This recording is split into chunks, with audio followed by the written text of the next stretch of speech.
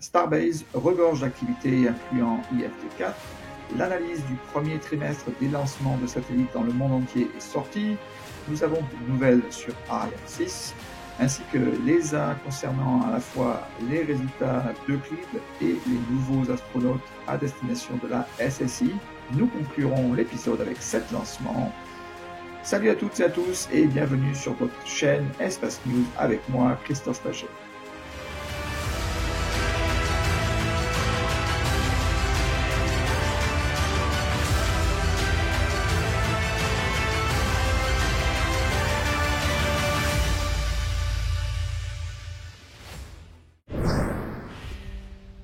Passons en revue Starbase en commençant par le site de Massey. La semaine dernière, j'ai évoqué l'incendie du navire spatial 31 lors d'un test cryogénique à Massey. Il s'est avéré que cela était dû à un défaut électrique près d'une vanne et les conduites électriques ayant été délogées du fuselage du vaisseau. SpaceX inspectait donc également le navire spatial numéro 29, celui qui sera utilisé pour l'IFT numéro 4. Nous n'en savons pas plus à ce jour. Depuis cette vue aérienne, le site est en cours d'aménagement des réservoirs supplémentaires et de préparation de la zone d'essai statique moteur. Vous pouvez voir un aperçu des différents équipements installés déjà allant de réservoirs au système de pressurisation par exemple.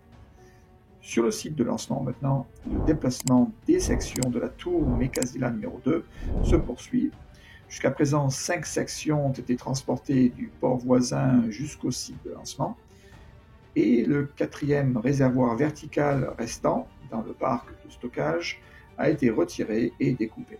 La bonne nouvelle est que des explosifs destinés au système de terminaison de vol du Starship ont été livrés sur place, ce qui signifie que le vol IFT numéro 4 est proche.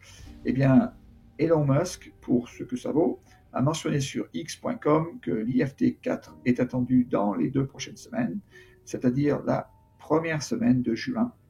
Par ailleurs, la FAA a annoncé les 2 manières possibles d'accorder une licence. La première passe par la clôture du rapport d'incident d'IFT 3, ce qui s'est passé dans les IFT précédents, tandis que la deuxième voie passe par l'évaluation de la sécurité d'IFT 3, qui présente ou pas un risque pour les personnes ou les biens. Le dernier point soulevé ici est que IFT numéro 3 a atterri comme prévu et est rentré dans l'atmosphère comme prévu dans une zone sécurisée. Donc répéter la même trajectoire de vol ne poserait aucun risque pour les personnes ou les biens et par conséquent la licence pourrait être accordée sur cette base alors que le rapport d'incident d'IFT 3 pourrait être finalisé plus tard après l'IFT 4. Il semblerait que ces 2 options soient disponibles pour SpaceX selon la FAA.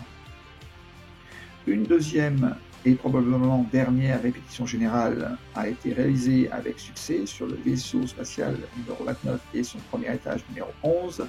Ce qui devrait être réalisé ensuite consiste à terminer le collage des carreaux de protection thermique sur le vaisseau spatial numéro 29 et à mettre à jour toute amélioration ultérieure de l'analyse IFT 3 sur les véhicules pour l'IFT 4. Le parc de réservoirs suborbitaux continue d'être retiré et certains réservoirs sont transférés sur le site de Massey comme nouveau lieu d'essai statique moteur des vaisseaux spatiaux.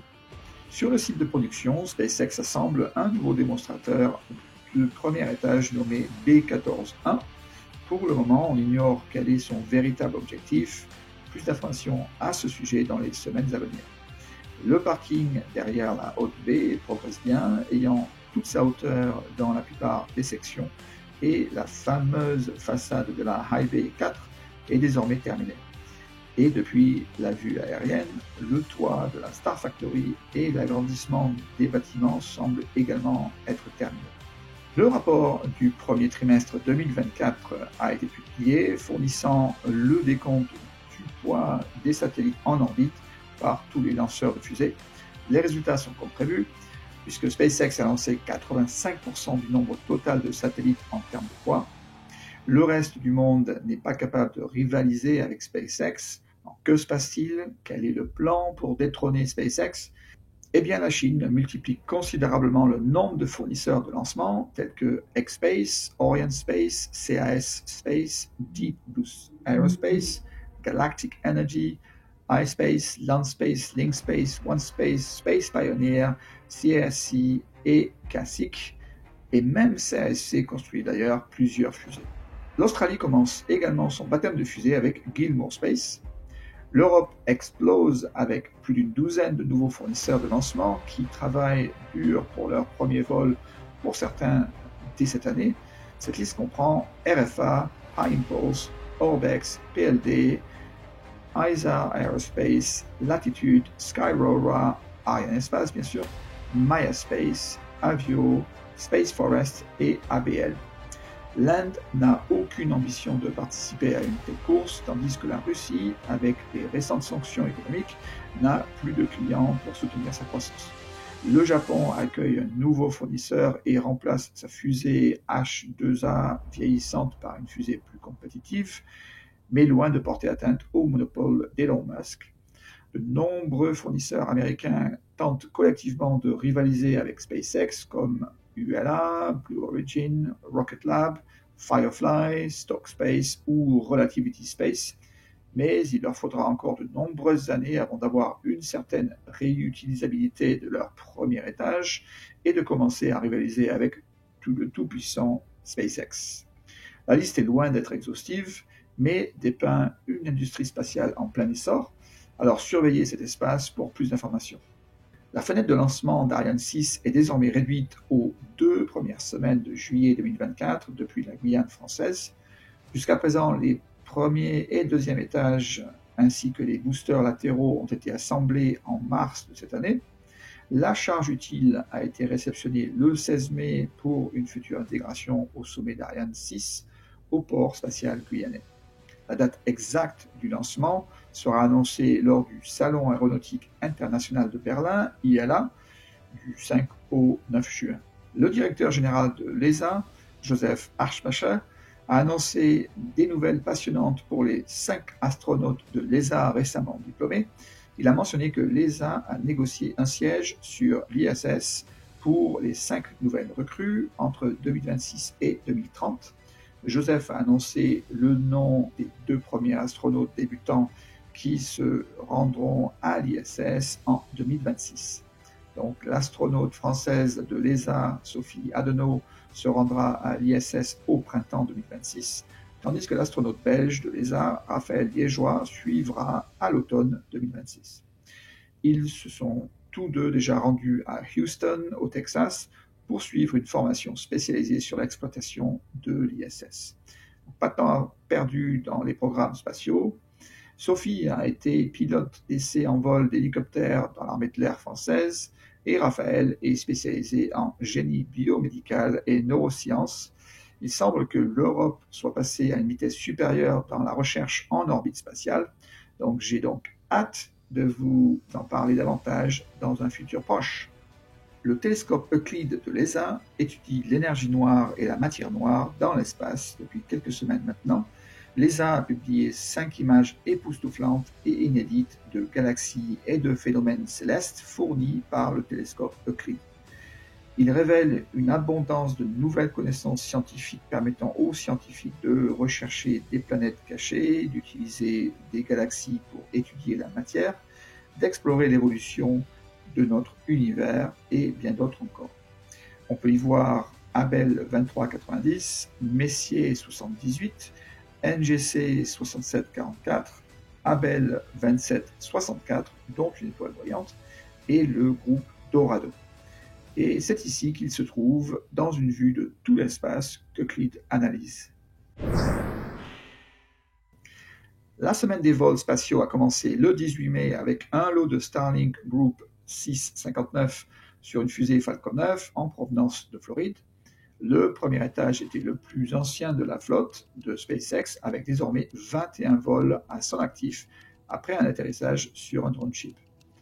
Blue Origin a ensuite réalisé son 7e vol spatial habité et le 25e vol de la fusée New Shepard depuis le Texas.